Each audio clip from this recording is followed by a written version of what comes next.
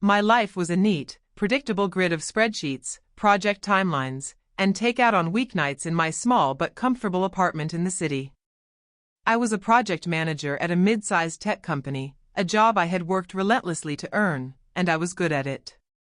I had just been given the green light on the biggest project of my career, a 6-month contract that would finally get me the recognition and the bonus I deserved. But my tidy world was about to be obliterated by a phone call that lasted less than 2 minutes.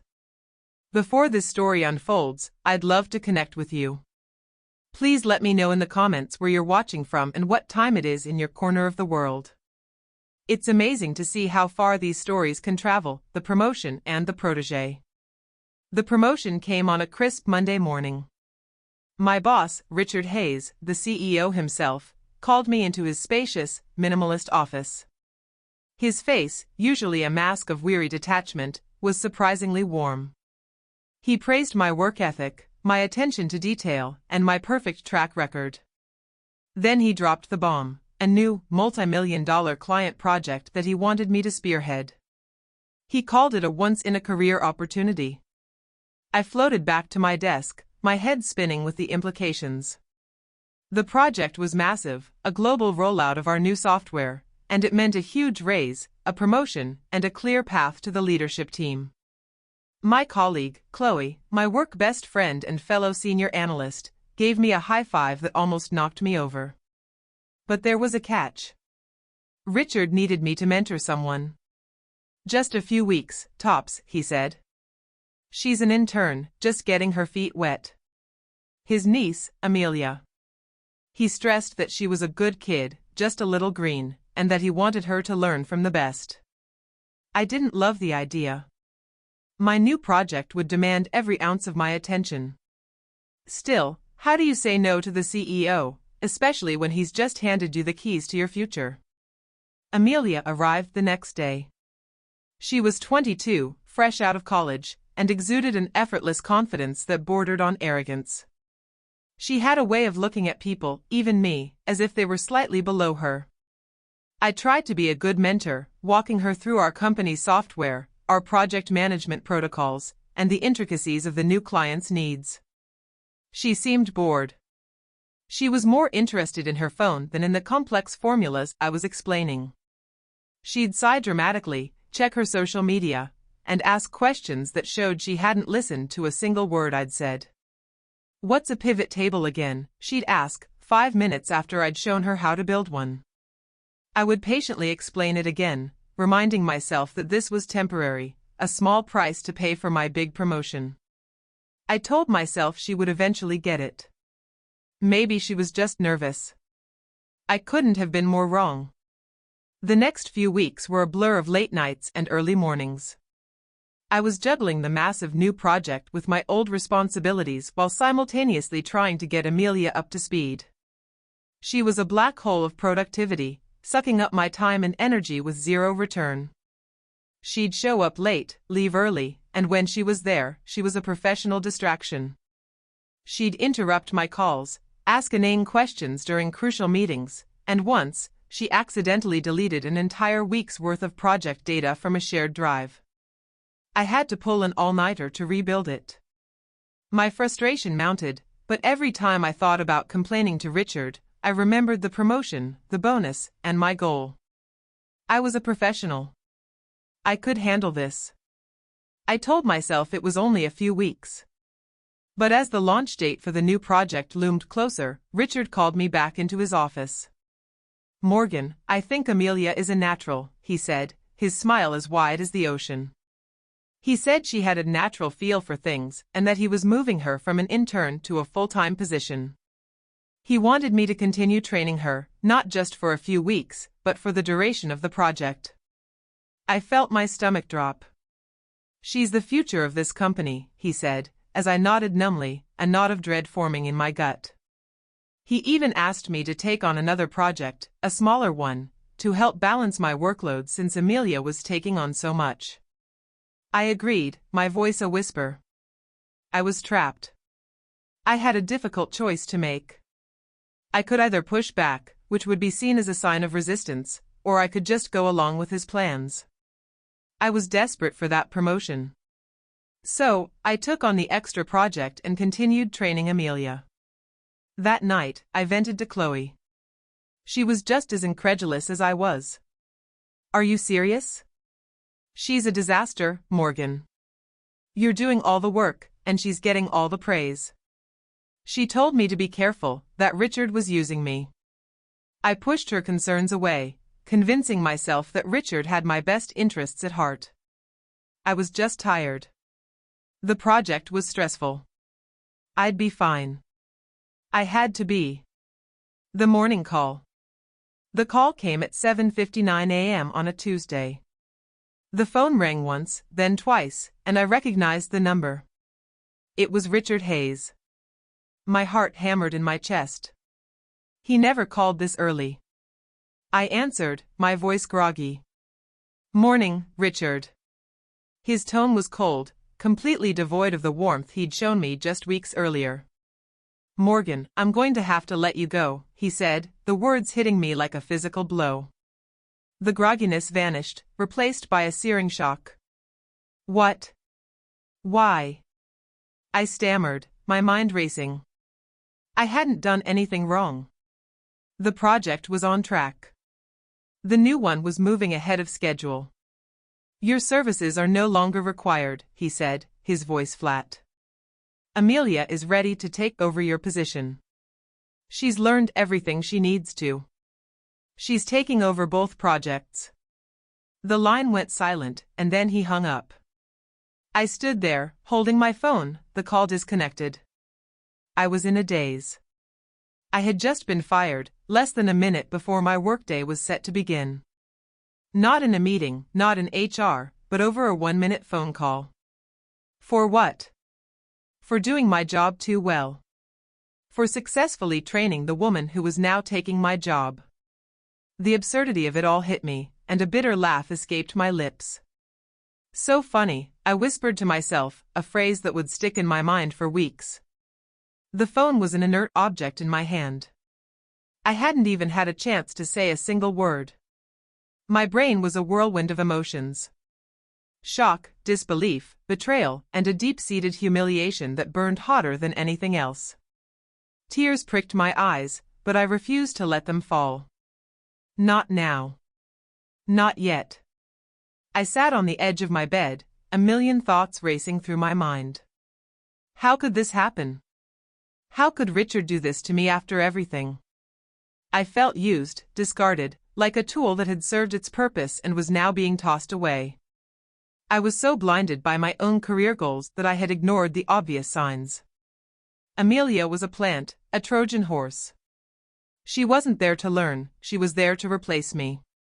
And I, in my naive ambition, had trained her to do so. The realization was a gut punch. I tried to call Richard back, but the call went straight to voicemail. I texted him, asking for an explanation. No response. I called Chloe. She was in a meeting, but she called me back almost immediately. Her voice was full of concern. What's going on, Morgan? I heard you were let go. The news had already traveled through the company grapevine. It felt like my life's work was being dismantled in real time. I told her what Richard had said. He's putting Amelia in my place. She's getting my job and my projects. Chloe was silent for a long time, and then her voice was a low, angry growl. I told you, Morgan. I told you this would happen. That man is a snake. I'm so sorry. Is there anything I can do? I told her I didn't know. My mind was a blank slate. I went to my laptop and tried to log into my work accounts. No access. My company email, my project management software, everything was locked. My access had been revoked the second I got that phone call. My entire professional life was just gone. It was like I had never existed. The sense of finality was crushing. I went to the kitchen and made a cup of coffee. My hands were shaking.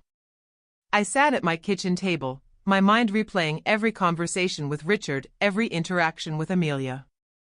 They had a plan all along, and I, like an idiot, had walked right into it. I had been set up from the beginning. Richard didn't need a project manager for his big new client. He just needed a temporary teacher for his lazy, incompetent niece. And I had been the perfect one. The humiliation was a hot, bitter taste in my mouth. The digital footprint. The shock eventually faded, replaced by a cold, righteous fury. I wasn't going to let this slide. I had worked too hard, given too much of my life to that company, to be treated like disposable trash. The so funny joke I had made to myself was no longer funny. It was a promise. I would get what was mine. I just didn't know how. I started my revenge plot with a single Google search: corporate revenge stories. I read everything I could find, from Reddit threads to legal articles. My mind was buzzing with possibilities. I was going to find a way to get back at Richard, at Amelia, at that entire company that had so gleefully and publicly betrayed me. I knew that a direct confrontation wouldn't work. Richard had the power, the money, and the legal team. He would just bury me. I needed leverage. I needed evidence.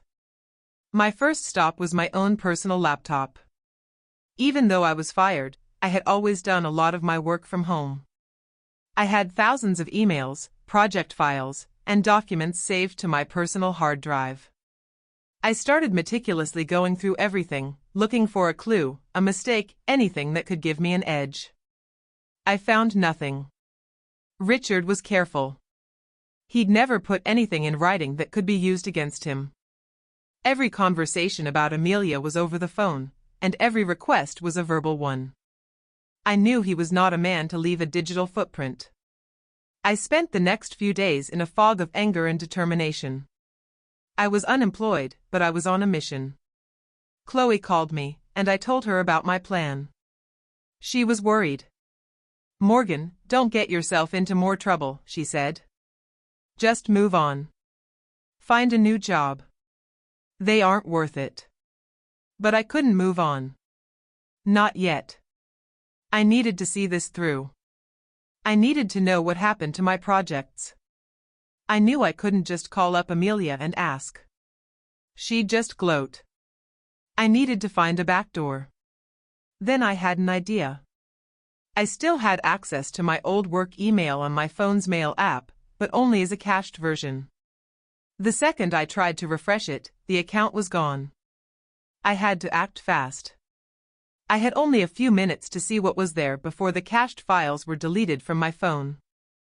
I raced to my phone and opened the email app. The inbox was empty, but I went to the sent folder. My heart was pounding. I scrolled through years of sent emails. My own emails to Richard, my emails to the client, my emails to my team. And there it was. A single email from Amelia to Richard, sent just minutes after I had been fired.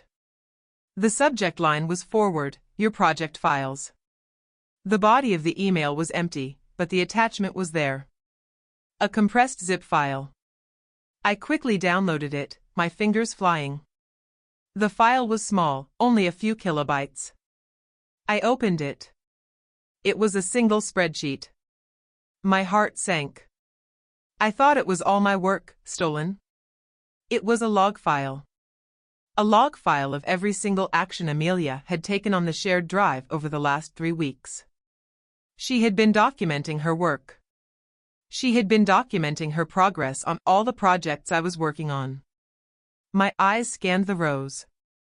She hadn't done anything. The log was a single column of file opened and file closed. She hadn't made a single edit. The timestamps were all from the last few weeks. The file was a complete fabrication. It was a lie. Richard had wanted a paper trail to show that Amelia was working on the project. I knew this was just the tip of the iceberg. I knew I had to go deeper. I found one last piece of information that was the final nail in the coffin. A private conversation between Richard and Amelia, in a company chat room, dated just 2 weeks ago. The messages were a clear conspiracy. Richard was telling Amelia to get what she needed from me, and then he would make it happen. She was complaining about how hard it was to pretend to do work, the paper trail. I didn't stop there. I started digging into Amelia herself. I found her social media profiles. She had a public Instagram and a private Facebook, but her LinkedIn was open. It was a goldmine. She had updated her profile to project manager at our company. She had also listed all the projects I had been working on as her own. The lies were brazen, and it made my blood boil. But this wasn't enough. It was my word against hers. I needed more. I needed proof. I called Chloe. She was nervous, but she was also furious for me. I told her about the log file. I need your help, I said. I need you to get into the company's internal servers. I need access to the finance department's files. I need a paper trail of every single payment to Amelia, every single expense report, every single piece of company information. Chloe was hesitant. Morgan, I could get fired, she said. I know, I replied. But this isn't just about me anymore. This is about them getting away with it. They'll do this to someone else. They'll do this to you. That seemed to be the motivation she needed. She agreed. Chloe was a genius. She worked in the IT department for years before switching to analytics. She had a network of friends who still worked there, and she knew her way around the company's back end. Over the next week, she sent me a steady stream of information. Amelia's expense reports were a joke. She was charging the company for things like nail salon appointments, fancy dinners, and clothes. There were even a few chargebacks from the company credit card, which she had apparently ignored. There was a paper trail of Richard's signature on all her expense reports, approving them without a single question. I spent my days poring over the documents. The more I read, the angrier I got. Amelia was a mooch, a parasite, and Richard was a willing accomplice. He was using the company as his own personal piggy bank to give his niece a job and a paycheck she didn't deserve. The projects I had been working on, the ones she had taken over, were in shambles. The project managers I had been working with were emailing me, confused as to why I had been replaced and asking for my help. They were frustrated with Amelia, who was constantly late for meetings and didn't seem to know what she was doing. I had to bite my tongue. I couldn't tell them what was really going on. I had to stay quiet. The longer I stayed quiet, the more evidence I had. And he was reassuring her that he would handle it. It was all there, in black and white. Richard and Amelia had conspired to get me fired, so she could take my job. They had even planned it from the beginning, when I was given my big promotion. The promotion was never meant to be mine. It was a trap, a way to lure me into training Amelia. The final presentation. I had the evidence. I had the log file, the expense reports, and the chat logs. I had a full dossier on Amelia and Richard, a beautiful document that detailed their conspiracy and their gross misuse of company funds. But who do you take this to? Richard was the CEO. The board? They all worked for him. I needed to go to someone who could hold them accountable. I needed to go to the company's board of directors. But I couldn't just walk in and demand a meeting. I needed a plan. I called Chloe. She had an idea. The company had an annual board meeting coming up in a week. It was a closed meeting, but the executive team, including the HR director and the head of operations, were invited to present their reports. Chloe was on the team. I told her I would show up, and I would present my evidence in the middle of the meeting. She was terrified. Morgan, you'll be arrested for trespassing, she said. No, I said. I won't be trespassing. I'm still a part of the company. I just have unfinished business. I was going to leverage a little-known clause in my contract that stated that I was still an employee until my final paycheck was processed, which wouldn't happen for another week. I still had my employee ID card. I would get into the building and crash the meeting. I spent the next few days in a frenzied state of preparation. I compiled all the evidence into a sleek, professional presentation. I practiced my speech, rehearsing my lines, making sure my voice was firm and my tone was professional. I didn't want to come across as an angry, disgruntled ex-employee. I wanted to be a professional who was wronged and had proof. I wanted to be a whistleblower. I knew that I was taking a risk. I could be arrested, sued, and publicly humiliated. But I was so tired of being the victim. I needed to take back control. I needed to stand up for myself. I had to take a stand. The day of the meeting arrived. I put on a sharp, professional blazer, a pair of slacks, and a pair of heels. I looked the part. My heart was pounding as I drove to the office. I parked in the back, away from the prying eyes of the security guards. I walked to the front door, my employee ID card in my hand. I held it up to the scanner. Green light. The door clicked open. I was in. I walked past the receptionist, who didn't even notice me. I went to the elevator and pressed the button for the top floor. The boardroom was on the top floor. I walked down the hall, my heels clicking on the tile. I could hear voices from the boardroom. The door was ajar. I pushed it open just enough to peek inside. The board of directors was there, all 7 of them. Richard was at the head of the table, smiling, a picture of power and success. Amelia was there too, looking bored and scrolling on her phone. Linda, the HR director, was sitting there as well. I took a deep breath, and I walked in. The boardroom bomb. All heads turned to me. The room fell silent. Richard's face went from a smile to a mask of pure fury. "Morgan? What are you doing here?" "Get out of my office," he hissed. I ignored him. "Good morning," I said, my voice clear and firm. "I'm sorry to interrupt. But I have a presentation that I think you all need to see." I walked to the conference table and plugged my laptop into the projector. The title of my presentation appeared on the screen: The Misuse of Corporate Funds and the Firing of an Employee, a Case Study in Corporate Corruption. The room erupted.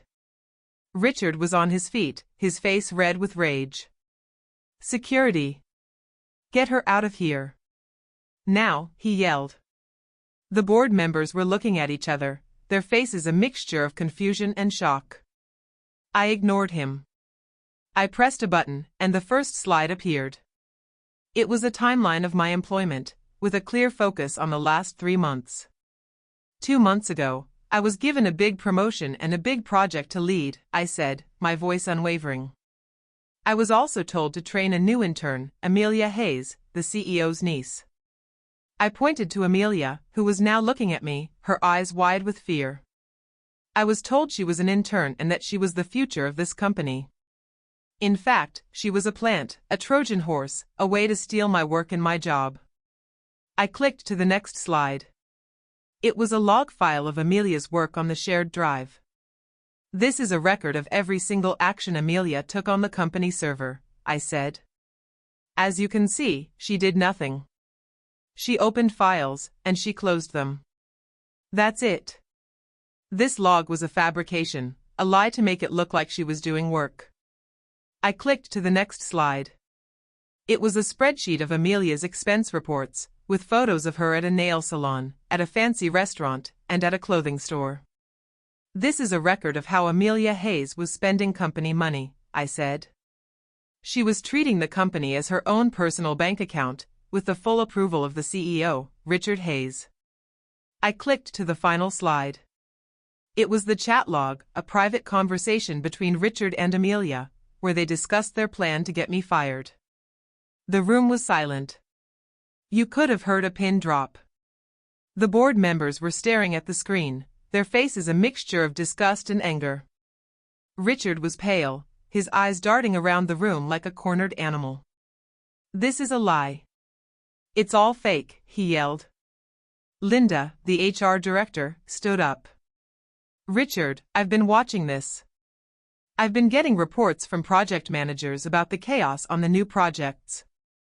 The client is complaining. This is a mess. One of the board members, a gray-haired woman named Eleanor, spoke up. Richard, is this true? She asked. He didn't answer. Richard, did you really conspire with your niece to fire a loyal employee so that she could take her job? He just stared at the floor. It was over. The board of directors called an emergency session. I was asked to leave the room. I walked out of the boardroom, my heart pounding, my hands shaking. I had done it. I had confronted them. I had exposed them. I didn't know what would happen next, but I knew I had one. The new horizon.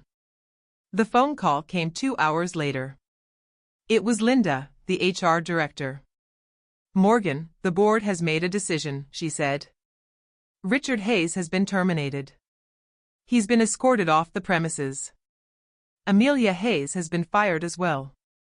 We've decided to rescind her full-time offer and her internship is over.